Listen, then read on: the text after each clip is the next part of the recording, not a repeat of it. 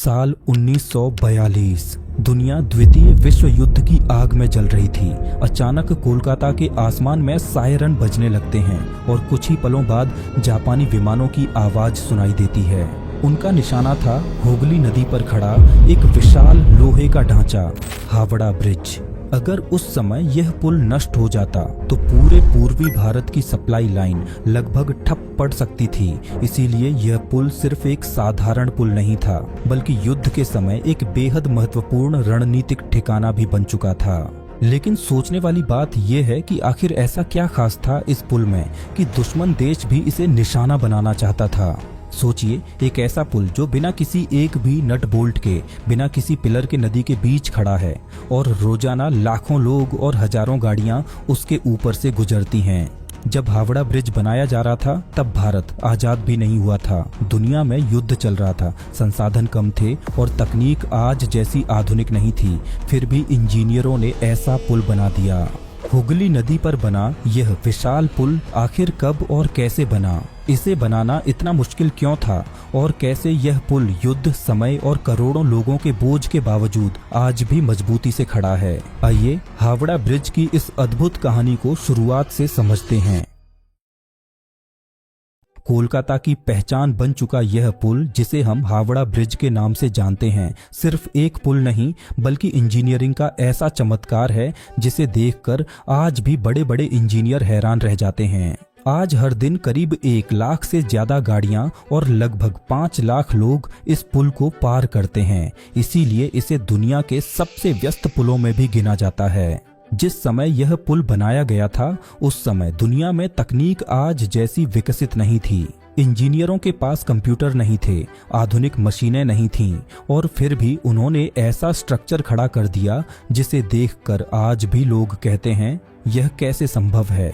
लेकिन हावड़ा ब्रिज की असली कहानी समझने के लिए हमें समय में लगभग 200 साल पीछे जाना होगा। उस दौर में जब भारत अंग्रेजों के शासन के अधीन था। 18वीं सदी के अंत और 19वीं सदी की शुरुआत तक अंग्रेज धीरे धीरे पूरे भारत पर अपना नियंत्रण मजबूत कर चुके थे और उस समय उनका सबसे महत्वपूर्ण शहर था कलकत्ता, जिसे आज हम कोलकाता के नाम से जानते हैं। उस दौर में कोलकाता सिर्फ एक शहर नहीं था, यह ब्रिटिश इंडिया की राजधानी था, व्यापार का सबसे बड़ा केंद्र था और एशिया में अंग्रेजों की ताकत का प्रतीक था। यहाँ से कपास, चाय, नील और कई कीमती सामान पूरी दुनिया में भेजे जाते थे। बड़े बड़े जहाज हुगली नदी के रास्ते यहाँ आते जाते थे और अंग्रेजों के लिए यह शहर इतना महत्वपूर्ण था कि उन्होंने यहाँ तेजी से विकास कार्य शुरू कर दिए। लेकिन एक समस्या थी। कोलकाता के ठीक सामने हुगली नदी के दूसरी तरफ एक इलाका था, हावड़ा। धीरे धीरे यह इलाका भी बहुत महत्वपूर्ण बन गया। यहाँ रेलवे स्टेशन बनाया गया, फैक्ट्रियां लगाई गईं और हजारों मजदूर काम करने लगे। समस्या यह थी कि इन दोनों इलाकों के बीच बहती थी हुगली नदी और उस समय इस नदी को पार करने का एक ही तरीका था, नाव। जब 1854 में हावड़ा रेलवे स्टेशन बनकर तैयार हुआ तो यह समस्या और भी बड़ी हो गई, क्योंकि अब दूर दराज से आने वाले यात्रियों को ट्रेन पकड़ने के लिए पहले नदी पार करनी पड़ती थी। यह समस्या सिर्फ यात्रियों की नहीं थी, अंग्रेजों के व्यापार पर भी इसका सीधा असर पड़ रहा था, क्योंकि उनके कारखाने हावड़ा में थे, लेकिन माल को बंदरगाह तक पहुंचाने के लिए नदी पार करनी पड़ती थी। बरसात के मौसम में जब हुगली नदी उफान पर होती तब कई दिनों तक व्यापार ठप हो जाता था। कई बार जहाजों से सामान लाते समय दुर्घटनाएं हो जाती, कई बार माल पानी में खराब हो जाता और हर दिन अंग्रेजों को लाखों का नुकसान झेलना पड़ता था। अब अंग्रेज अच्छी तरह समझ चुके थे कि अगर उन्हें अपने व्यापार को तेज करना है तो इस नदी पर एक स्थायी समाधान ढूंढना ही होगा। यहीं से जन्म हुआ उस विचार का जिसने आगे चलकर दुनिया के सबसे अद्भुत पुलों में से एक को जन्म दिया, हुगली नदी पर एक पुल बनाने का विचार। लेकिन समस्या यह थी कि उस समय यह काम इतना आसान नहीं था। हुगली नदी साधारण नदी नहीं है, ये एक टाइडल नदी है, यानी इसमें समुद्र के ज्वार भाटे का असर होता है। कभी पानी बहुत नीचे चला जाता है तो कभी अचानक बहुत ऊपर उठ जाता है। इसके अलावा नदी के तल में भारी मात्रा में गाद जमा रहती है, जिससे मजबूत नींव बनाना बेहद मुश्किल हो जाता है। और सबसे बड़ी चुनौती थी जहाजों का आना जाना, क्योंकि उस समय बड़े बड़े व्यापारिक जहाज इसी नदी के रास्ते कोलकाता के बंदरगाह तक आते थे। अगर नदी में बहुत सारे पिलर बना दिए जाते तो जहाजों के टकराने का खतरा बढ़ जाता, यानी पुल भी बनाना था और जहाजों का रास्ता भी खुला रखना था। यह एक ऐसा इंजीनियरिंग पजल था जिसका हल ढूंढना आसान नहीं था। फिर भी ब्रिटिश सरकार ने आखिरकार फैसला कर लिया कि अब इस समस्या का समाधान ढूंढना ही होगा। 1850 के दशक में सरकार ने अपने इंजीनियरों को आदेश दिया कि वे हुगली नदी का सर्वे करें और यह पता लगाएं कि यहाँ पुल बनाना संभव है या नहीं। यह जिम्मेदारी सौंपी गई ईस्ट इंडियन रेलवे कंपनी के चीफ इंजीनियर जॉर्ज टर्नबुल को। टर्नबुल पहले ही हावड़ा रेलवे स्टेशन के निर्माण में अहम भूमिका निभा चुके थे, इसीलिए उन्हें इस इलाके की भौगोलिक परिस्थितियों का अच्छा अनुभव था। इंजीनियरों ने कई महीनों तक सर्वे किया, नदी की गहराई नापी, मिट्टी की मजबूती जांची और अंत में जो नतीजा सामने आया उसने सभी को सोचने पर मजबूर कर दिया। हुगली नदी के तल में इतनी ज्यादा गाद थी कि वहां मजबूत पिलर खड़ा करना बेहद कठिन था। अगर नदी के बीच में पिलर बनाए जाते तो वे समय के साथ धंस सकते थे और अगर किसी जहाज ने गलती से उनसे टक्कर मार दी तो पूरा पुल खतरे में पड़ सकता था। इसी वजह से कई सालों तक यह योजना कागजों में ही अटकी रही। लेकिन समस्या खत्म नहीं हुई थी, बल्कि हर साल और भी बड़ी होती जा रही थी। हावड़ा स्टेशन बन जाने के बाद रोज हजारों लोग इस रास्ते से गुजरने लगे थे। सुबह होते ही हुगली नदी के घाटों पर भीड़ लग जाती। नावों में जगह पाने के लिए लोग धक्का मुक्की करते। कई बार तो नावें इतनी भर जाती कि उनमें बैठना भी मुश्किल हो जाता। कभी कभी ऐसा भी होता कि तेज हवा चलने लगती और नाविक नदी में उतरने से मना कर देते। ऐसे में यात्रियों को घंटों इंतजार करना पड़ता और अगर कोई जरूरी काम से जा रहा हो तो उसके लिए यह इंतजार किसी सजा से कम नहीं होता था। अंग्रेजों के लिए यह स्थिति और भी चिंताजनक थी, क्योंकि उनका व्यापार इस नदी पर निर्भर था। हावड़ा की फैक्ट्रियों से सामान निकलता, फिर नावों के जरिए नदी पार करके कोलकाता के बंदरगाह तक पहुंचाया जाता और वहां से जहाजों में भरकर दुनिया के अलग अलग देशों में भेज दिया जाता। लेकिन इस पूरी प्रक्रिया में बहुत समय लग जाता था। बरसात के मौसम में तो हालात और भी खराब हो जाते। नदी का जल स्तर अचानक बढ़ जाता, धार तेज हो जाती और कई दिनों तक नावों का चलना बंद हो जाता। इस वजह से अंग्रेजों को भारी आर्थिक नुकसान उठाना पड़ता था। अब ब्रिटिश सरकार समझ चुकी थी कि अगर उन्हें अपने व्यापार को और मजबूत बनाना है तो हुगली नदी पर पुल बनाना ही होगा।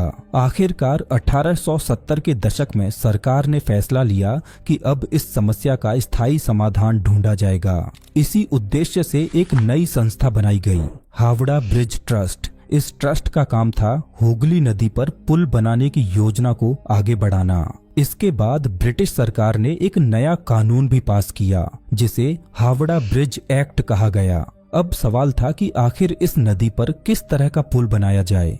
कई इंजीनियरों ने अलग अलग डिजाइन पेश किए, लेकिन अंत में एक ऐसा डिजाइन चुना गया जो उस समय के हिसाब से काफी अनोखा था। यह था पंटून ब्रिज।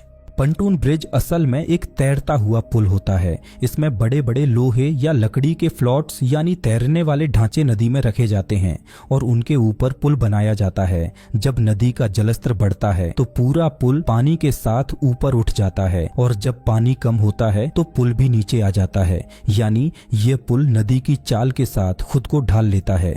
इंजीनियरों को लगा कि हुगली जैसी टाइडल नदी के लिए यही सबसे बेहतर समाधान होगा। ब्रिटिश सरकार को भी यह योजना पसंद आई और तुरंत इसे मंजूरी दे दी गई। इसके बाद इस पुल के निर्माण का काम सौंपा गया British engineer sir Bradford Leslie को। लेस्ली उस समय के बेहद अनुभवी इंजीनियरों में गिने जाते थे। उन्हें उम्मीद थी कि यह पुल हुगली नदी की समस्या का स्थायी समाधान बन जाएगा। ब्रिटेन से इस पुल के कई हिस्से बनकर आने लगे और कोलकाता में उन्हें जोड़कर पुल तैयार किया जाने लगा, लेकिन शायद किस्मत को कुछ और ही मंजूर था। 20 मार्च 1874 कोलकाता के इतिहास में यह दिन एक भयानक तूफान के लिए याद किया जाता है। उस दिन अचानक समुद्र की ओर से एक शक्तिशाली चक्रवाती तूफान उठा और कुछ ही घंटों में उसने पूरे शहर को अपनी चपेट में ले लिया। तेज हवाएं, मूसलाधार बारिश और उफनती हुई हुगली नदी। तूफान इतना भयानक था कि कई इमारतों को नुकसान पहुंचा और इसी तूफान की मार उस पुल पर भी पड़ी जो अभी बन ही रहा था। पानी का स्तर तेजी से बढ़ा, धार तेज हो गई और पुल के कई हिस्से बुरी तरह क्षतिग्रस्त हो गए। लेकिन असली हादसा अभी बाकी था। कुछ समय बाद एक बड़ा स्टीमर जहाज गलती से इस अधूरे पुल से टकरा गया। टक्कर इतनी जोरदार थी कि पुल के 3 बड़े पंटून पानी में डूब गए और लगभग 200 फीट लंबा हिस्सा पूरी तरह टूट गया। कई लोगों को लगा कि अब यह परियोजना यहीं खत्म हो जाएगी, लेकिन ब्रिटिश सरकार पीछे हटने वाली नहीं थी। उन्होंने पुल को फिर से बनाने का फैसला किया। कई चुनौतियों और मुश्किलों के बाद आखिरकार 1874 में यह पंटून ब्रिज बनकर तैयार हो गया। यह पुल करीब 1528 फीट लंबा और 62 फीट चौड़ा था। इसके किनारे पैदल चलने वालों के लिए भी रास्ता बनाया गया था। जब यह पुल तैयार हुआ तो लोगों के लिए यह किसी चमत्कार से कम नहीं था। अब हावड़ा से कोलकाता जाना पहले की तुलना में बहुत आसान हो गया था। लाखों लोग हर दिन इस पुल का इस्तेमाल करने लगे। लेकिन इस पुल की एक अजीब खासियत भी थी। जब भी हुगली नदी से कोई बड़ा जहाज गुजरता तो पुल को बीच से खोल दिया जाता था। पुल के 2 हिस्से अलग हो जाते और जहाज आराम से निकल जाता। फिर जहाज गुजरने के बाद पुल को दोबारा जोड़ दिया जाता। ये व्यवस्था उस समय के हिसाब से काफी अनोखी थी, लेकिन समय के साथ एक नई समस्या सामने आने लगी। जैसे जैसे कोलकाता का विकास बढ़ रहा था, इस पुल पर भीड़ भी बढ़ती जा रही थी। शुरुआत में यह पुल जितना मजबूत और उपयोगी लग रहा था, कुछ ही दशकों में यह अपनी क्षमता से कहीं ज्यादा भार झेलने लगा। सुबह होते ही पुल पर बैलगाड़ियों की लंबी कतार लग जाती, सामान से लदी गाड़ियां, यात्रियों की भीड़ और लगातार बढ़ता ट्रैफिक। धीरे धीरे इस पुल की हालत खराब होने लगी। लेकिन सबसे बड़ी समस्या अभी बाकी थी, क्योंकि 20वीं सदी की शुरुआत तक यह साफ हो चुका था कि यह पंटून ब्रिज ज्यादा समय तक इस बढ़ते बोझ को सहन नहीं कर पाएगा। और यहीं से शुरू होती है उस पुल की असली कहानी। एक ऐसे पुल की कहानी जिसे बनाने के लिए इंजीनियरों को लगभग असंभव चुनौती का सामना करना पड़ा। और यही पुल आगे चलकर दुनिया के सबसे अद्भुत स्ट्रक्चर्स में से एक बना, हावड़ा ब्रिज। 1906 में इस नए पुल की योजना पर गंभीरता से काम शुरू किया गया। इसके लिए एक विशेष कमेटी बनाई गई, जिसमें ईस्ट इंडियन रेलवे के चीफ इंजीनियर RS हाइट और कोलकाता कॉरपोरेशन के चीफ इंजीनियर WB मकेब को शामिल किया गया। इस कमेटी का काम था यह तय करना कि आखिर हुगली नदी पर किस प्रकार का पुल बनाया जाए। इंजीनियरों ने कई महीनों तक अलग अलग संभावनाओं पर विचार किया। कुल मिलाकर 6 तरह के पुलों के प्रस्ताव सामने आए। इनमें सुरंग बनाने से लेकर फ्लोटिंग ब्रिज तक के विकल्प शामिल थे। हर विकल्प के अपने फायदे और नुकसान थे। अगर नदी के नीचे सुरंग बनाई जाती तो उसका निर्माण बेहद महंगा और जटिल होता। अगर फ्लोटिंग ब्रिज बनाया जाता तो वह ज्यादा टिकाऊ नहीं होता। इसी बीच एक और विचार सामने आया, एक विशाल स्टील ब्रिज बनाने का। लेकिन उस समय की तकनीक के हिसाब से यह काम बहुत चुनौतीपूर्ण था। इसके बावजूद ब्रिटिश सरकार ने इस दिशा में आगे बढ़ने का फैसला किया। नए पुल के डिजाइन के लिए दुनिया भर की कंपनियों से प्रस्ताव मांगे गए। कुल 23 कंपनियों को शॉर्टलिस्ट किया गया और उनसे कहा गया कि वे इस पुल का सबसे अच्छा डिजाइन तैयार करके पेश करें। साथ ही यह भी घोषणा की गई कि सबसे बेहतरीन डिजाइन बनाने वाली कंपनी को 3000 पाउंड का इनाम दिया जाएगा। यह उस समय के हिसाब से बहुत बड़ी रकम थी। दुनिया की कई प्रसिद्ध इंजीनियरिंग कंपनियों ने अपने अपने डिजाइन तैयार किए। कुछ डिजाइन इतने जटिल थे कि उन्हें देखकर ही समझ आ जाता था कि उन्हें बनाना लगभग असंभव होगा। कुछ डिजाइन व्यावहारिक थे, लेकिन हुगली नदी की परिस्थितियों के हिसाब से उपयुक्त नहीं थे। आखिरकार कमेटी को एक जर्मन कंपनी का डिजाइन पसंद आया, लेकिन जब इंजीनियरों ने उस डिजाइन का गहराई से अध्ययन किया तो उन्हें लगा कि यह भी इस नदी के लिए पूरी तरह सुरक्षित नहीं है और इस तरह वह प्रस्ताव भी खारिज कर दिया गया। इसी बीच बंगाल की राजनीति में एक बड़ा तूफान आ गया। 1905 में लॉर्ड कर्जन ने बंगाल का विभाजन कर दिया। इस फैसले के खिलाफ पूरे बंगाल में जबरदस्त आंदोलन शुरू हो गया। हर जगह विरोध प्रदर्शन हो रहे थे, लोग सड़कों पर उतर आए थे और अंग्रेजों के खिलाफ माहौल बेहद तनावपूर्ण हो गया था। इस राजनीतिक उथल पुथल का सीधा असर इस पुल की परियोजना पर पड़ा। नए पुल का काम फिर से ठंडे बस्ते में चला गया और तभी एक और बड़ा फैसला सामने आया। 1911 में ब्रिटिश सरकार ने घोषणा की कि अब भारत की राजधानी कोलकाता नहीं बल्कि दिल्ली होगी। राजधानी बदलने के इस फैसले ने कोलकाता के महत्व को काफी हद तक कम कर दिया। अब अंग्रेजों का ध्यान धीरे धीरे दिल्ली की ओर जाने लगा। इसका असर भी हावड़ा ब्रिज की परियोजना पर पड़ा और जब ऐसा लग रहा था कि शायद यह पुल कभी नहीं बन पाएगा, तभी दुनिया में एक ऐसी घटना घटी जिसने इस परियोजना को और भी पीछे धकेल दिया। 1914 में पहला विश्व युद्ध शुरू हो गया। ब्रिटेन पूरी तरह युद्ध में उलझ गया था। उसके पास अब इतने संसाधन नहीं थे कि वह भारत में किसी विशाल पुल के निर्माण पर पैसा खर्च करे। 1914 से 1918 तक पूरा ध्यान युद्ध पर ही लगा रहा। इस दौरान पुराने पंटून ब्रिज की थोड़ी बहुत मरम्मत करके काम चलाया गया, लेकिन यह पुल अब बहुत ज्यादा समय तक इस्तेमाल के लायक नहीं बचा था। आखिरकार युद्ध खत्म होने के बाद 1921 में एक बार फिर इस परियोजना को जीवित किया गया। इस बार एक नई कमेटी बनाई गई जिसका नेतृत्व बंगाल के प्रसिद्ध उद्योगपति और इंजीनियर R.N. मुखर्जी कर रहे थे। R.N. मुखर्जी उस समय मार्टिन कंपनी लिमिटेड के मालिक थे और कोलकाता में कई बड़े निर्माण कार्यों के लिए जाने जाते थे। विक्टोरिया मेमोरियल और बेलूर मठ जैसे शानदार निर्माण उनके अनुभव का प्रमाण थे।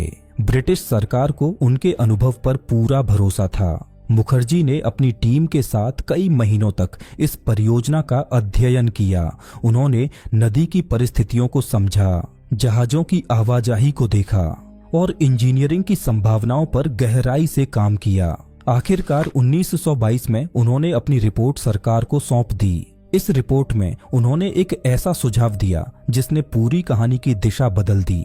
उन्होंने कहा कि हुगली नदी पर कैंटिलीवर ब्रिज बनाया जाना चाहिए। यह उस समय के हिसाब से एक बेहद साहसिक विचार था, क्योंकि कैंटिलीवर ब्रिज ऐसा पुल होता है जो अपने दोनों किनारों से आगे की ओर बढ़ता है और बीच में बिना पिलर के जुड़ जाता है, यानी नदी के बीच में किसी सहारे की जरूरत नहीं होती। अगर यह डिजाइन सफल हो जाता तो जहाजों के लिए नदी का रास्ता पूरी तरह खुला रहता, लेकिन इसके साथ ही यह डिजाइन बेहद जटिल भी था, क्योंकि इतनी बड़ी दूरी पर बिना पिलर के पुल बनाना उस समय की इंजीनियरिंग के लिए एक बड़ी चुनौती थी।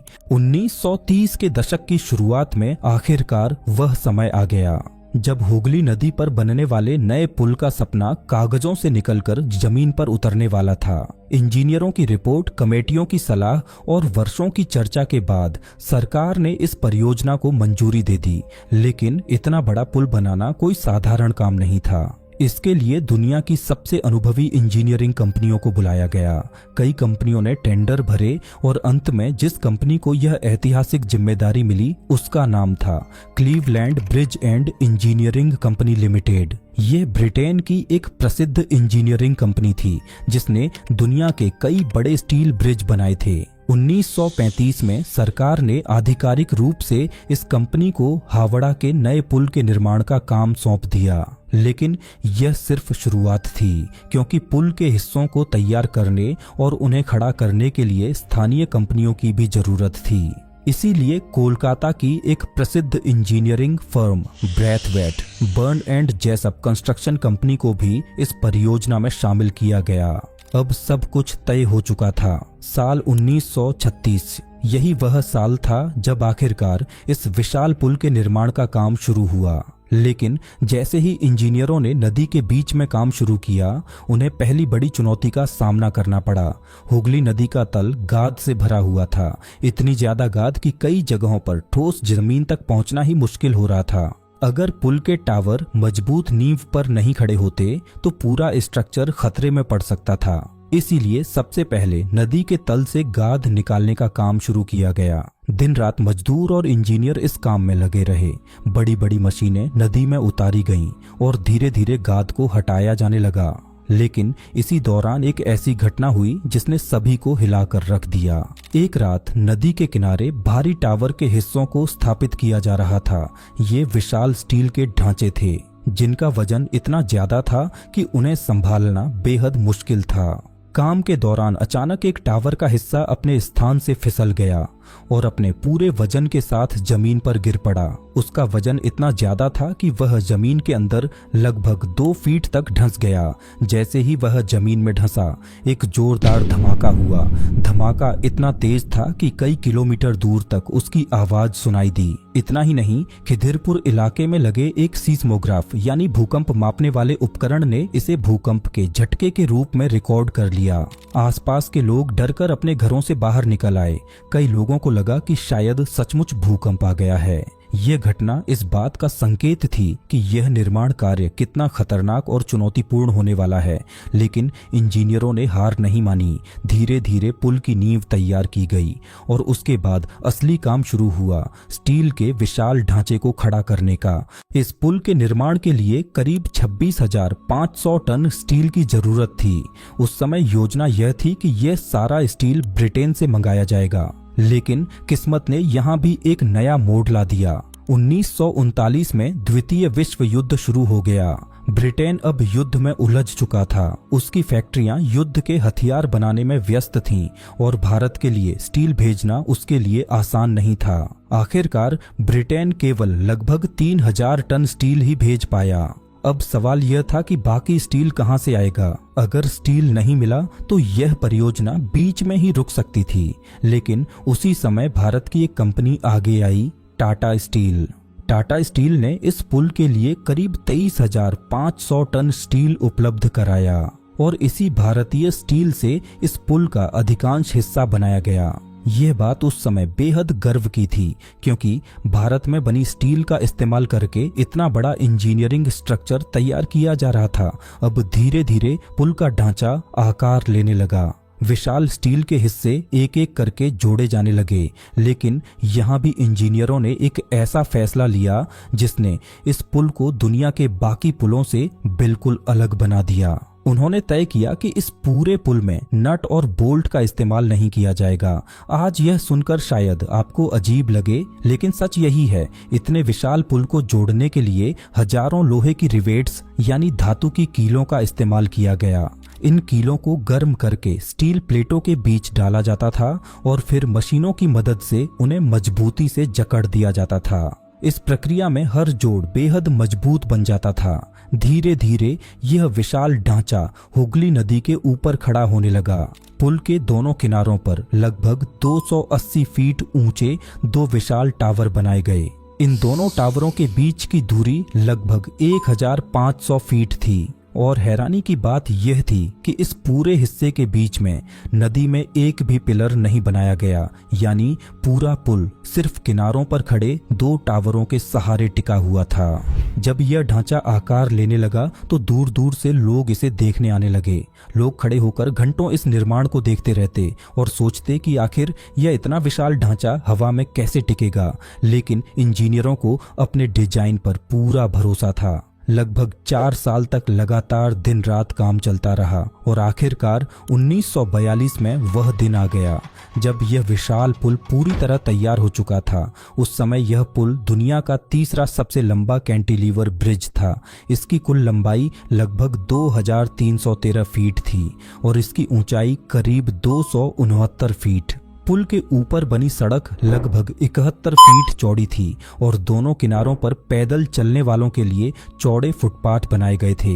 यह पुल वास्तव में इंजीनियरिंग का एक अद्भुत नमूना बन चुका था। लोहे का यह विशाल ढांचा दूर से ही शहर की पहचान बन गया था। दिन में इसकी चमकती हुई स्टील की संरचना सूरज की रोशनी में चमकती थी और रात के समय शहर की लाइट्स इसकी आकृति को और भी भव्य बना देती थीं। लेकिन उस समय दुनिया के हालात बिल्कुल सामान्य नहीं थे।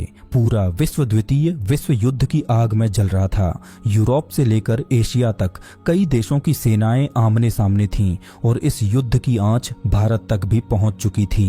उस समय जापान तेजी से एशिया में अपनी ताकत बढ़ा रहा था सिंगापुर, मलेशिया और बर्मा जैसे कई क्षेत्रों पर जापान का कब्जा हो चुका था और अब जापान की नज़र भारत पर थी। दरअसल उस समय ब्रिटेन और अमेरिका चीन को युद्ध का सामान भेज रहे थे ताकि जापान को रोका जा सके। इस सप्लाई का एक महत्वपूर्ण रास्ता भारत से होकर गुजरता था।